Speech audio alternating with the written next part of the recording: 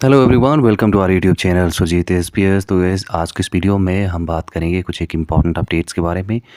और इसमें सबसे पहले हम ये देखेंगे कि एनटीटी का मामला जो है एक बार फिर से जो है वो कैबिनेट में जाएगा। और साथ ही साथ हम बात करेंगे कि अप्रैल मंथ से जो है वो शिक्षा विभाग में सारे के सारे प्रमोशन जो है हमें देखने को मिल सकते हैं। ठीक है, तो चलिए वीडियो स्टार्ट करते हैं। वीडियो स्टार्ट करने से पहले यदि आप में से कोई हमारे यूट्यूब चैनल पर नया हो, ज़रूर चैनल सब्सक्राइब कर लीजिएगा और साथ ही साथ बेल आइकन को भी हिट कर दीजिएगा।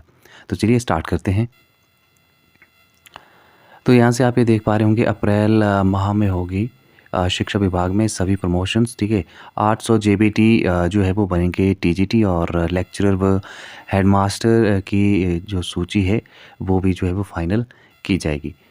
तो जेबीटी प्रमोशन यहाँ से जो है वो किया जाएगा, और इसके साथ साथ जो है वो 800 जो एक तरह से जेबीटी हैं वो टीजीटी बनेंगे। तो इसमें देखो फिर जो है वो 800 जेबीटी के जो वैकेंसीज़ हैं वो वेकेंट हो जाएंगी, तो ये वैकेंसीज़ भी ऐड ऑन हो सकती हैं। ठीक है, इसके अलावा यदि हम बात करें तो एक बार फिर से जो है वो कैबिनेट में जाएगा एनटीटी मामला। और देखिए, एनटीटी मामला काफ़ी इम्पॉर्टेंट एक तरह से मामला है, और हर टाइम जब भी कैबिनेट होती है तो एनटीटी के जितने भी एस्पिरेंट्स हैं होपफुल हो जाते हैं कि उनका जो मैटर है वो टेकअप किया जाएगा, लेकिन ऐसा नहीं हो पाया है। और इस बार उम्मीद है कि जो बजट है उससे पहले जो है वो कैबिनेट मीटिंग हो सकती है। 14 से जो है वो बजट स्टार्ट हो जाएगा, और 17 को जो है वो सीएम का स्पीच भी होना है।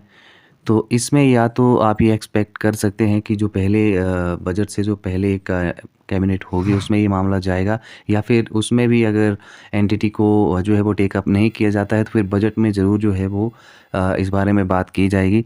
ठीक है, और इसके अलावा बाकी जितने भी चाहे मैटर्स हों, चाहे हम बात करें जेबीटी, टीजीटी, पीजीटी, अगर उनको जो है इस पर्टिकुलर कैबिनेट में जो है वो अप्रूवल नहीं किया जाता है तो फिर आप बजट में ज़रूर एक्सपेक्ट करेंगे कि टीजीटी, पीजीटी, जेबीटी और एनटीटी, ये जितने भी भर्ती से संबंधित जितने मामले हैं उनको बजट की जो स्पीच है उसमें सीएम साहब ज़रूर इस बारे में कुछ ना कुछ जो है वो हमें इन्फॉर्मेशन देंगे, और हो सकता है कि अप्रूवल भी वहाँ से मिल जाए। ठीक है, तो ये मंथ काफ़ी इम्पॉर्टेंट है। ठीक है, और शिक्षा विभाग से यदि हम बात करें तो जो एक जानकारी मिल रही है उसके अनुसार जो है वो एनटीटी भर्ती का जो मामला है वो अगली कैबिनेट में जाएगा। और हालांकि इससे पहले भी कैबिनेट में एनटीटी को कई बार भेजा गया है, लेकिन अधिकारियों की माने तो इस बार शिक्षा विभाग में भर्तियों को पूरे जो है वो एक तरह से प्रोसेस के थ्रू जो है वो सरकार को जो है वो भेजा गया है, फाइल जो है वो भेज दी गई है। तो इसके अलावा यदि हम बात करें तो 8 साल बाद जो है वो डीपीई की होगी पदोन्नति। ये भी काफ़ी इम्पोर्टेंट है कि जो डीपीई हैं उनको भी जो है वो इस बार एक तरह से आप कह सकते हैं कि प्रमोशन मिलेगा, वो भी 8 साल बाद। और सीनियरिटी के बेसिस पे जो है वो 2014 के बाद सीनियरिटी लिस्ट जो है वो यहाँ से मांग ली गई है उस शिक्षा विभाग की तरफ से। और टीचर ट्रांसफ़र पॉलिसी की बात करें तो ये भी जो है वो कैबिनेट में जाएगी, और ट्रांसफ़र पॉलिसी को किस तरह से और ज़्यादा ट्रांसपेरेंट बनाया जाए, सिस्टमेटिक बनाया जाए, ठीक है, इस पे बात जो है वो भी की जाएगी।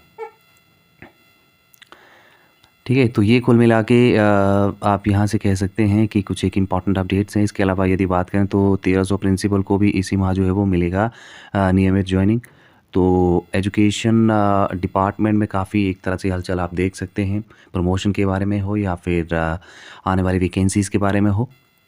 ठीक है, अब हम बात करते हैं जेबीटी और जो बीएड का मुद्दा है जो हिमाचल प्रदेश में काफ़ी एक तरह से प्रज्वलित है, उसके बारे में बात करते हैं। तो हिमाचल में जो है वो नहीं थम रहा है जेबीटी वर्सेस बीएड का ये जो केस है, और ये काफ़ी इम्पॉर्टेंट है क्योंकि अभी आपको पता ही होगा कि जो जेबीटी की जो वैकेंसीज़ है उनमें जो है वो बीएड वालों को भी कंसीडर किया जाएगा। शर्त ये रखी है कि बीएड वालों के पास जो है वो जेबीटी का टेट होना चाहिए, और वो भी जो है वो काउंसलिंग में पार्टिसिपेट कर रहे हैं। और इसको लेके जो जितने भी जेबीटी के ट्रेनीज़ हैं वो उन्होंने सीएम को भी लेटर्स लिखा है, उन्होंने प्रारंभिक शिक्षा निदेशक को भी जो है वो लेटर लिखा है।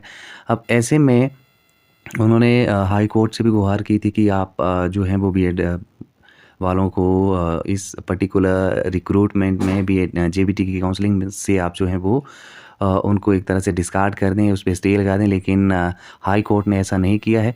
अब देखिए यहाँ पे इम्पॉर्टेंट ये हो जाता है देखना कि जो एक तरह से सुप्रीम कोर्ट का डिसीज़न यहाँ पे क्या रहता है, उस पे ही बहुत सारी चीज़ें जो है वो क्लियर करेंगी। और फिर यदि आप यहाँ से माने तो जो सुप्रीम कोर्ट है, ऑनरेबल सुप्रीम कोर्ट है, यदि वो जो है वो बीएड के फेवर में जो है वो सुनवाई करते हैं, फिर उनको कोई दिक्कत नहीं होगी, फिर कहीं न कहीं कोई प्रॉब्लम नहीं है बीएड वालों को। लेकिन यदि ये केस जो है वो जेबीटी के फेवर में जाता है, फिर बीएड वाले जो है वो जेबीटी के भर्ती में जो है वो पार्टिसिपेट नहीं कर पाएँगे हिमाचल प्रदेश में।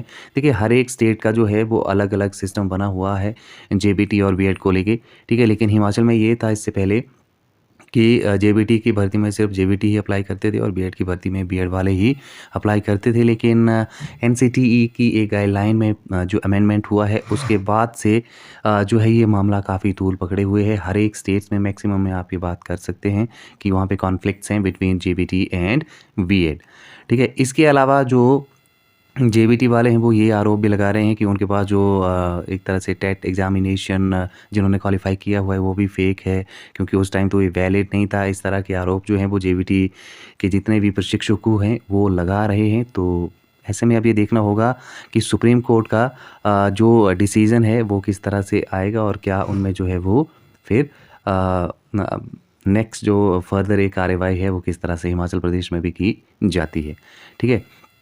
इस तरह की और जानकारी के लिए आप जो है हमारा चैनल ज़रूर सब्सक्राइब कर सकते हैं और साथ ही साथ जो है आप वीडियो को लाइक शेयर ज़रूर कर दीजिएगा। आज के इस वीडियो में इतना ही। Thank you very much.